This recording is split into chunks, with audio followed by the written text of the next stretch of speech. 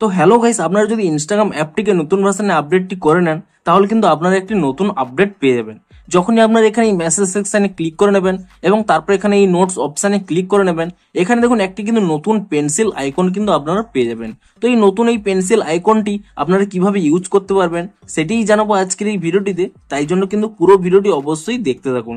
তো তার আগে ভিডিওটিকে অবশ্যই একটি লাইক করে দিন এবং এই চ্যানেলে যদি আজই নতুন এসে থাকেন এখনই চ্যানেলটিকে সাবস্ক্রাইব করে রাখুন এরকম নতুন নতুন ভিডিও দেখার জন্য।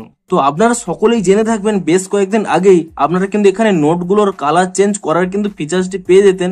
আপনারা কি করতেন, এখানে কিন্তু এই মেসেজের উপর এখানে ট্যাব এন্ড হোল্ড করে নিলেই এখানে দেখতে পাচ্ছেন এখানে কিন্তু কালার চেঞ্জ করার এবং এখানে ইমোজি অ্যাড করার অপশনটি পেয়ে যেতেন, অর্থাৎ বাবল এডিটরের। তো এই ফিচার্সটিকে লক্ষ্য করেই আপনাদের যাতে এখানে সুবিধা হয়, হয়তো আপনারা যে কোনো একটি নোট এখানে আপনারা আপলোড করতে চাইছেন, ধরুন যে কোনো একটি টাইপ করে নিলেন এবং তারপরে কিন্তু আপনাদের এখানে আর ট্যাব এন্ড হোল্ড করতে হবে না।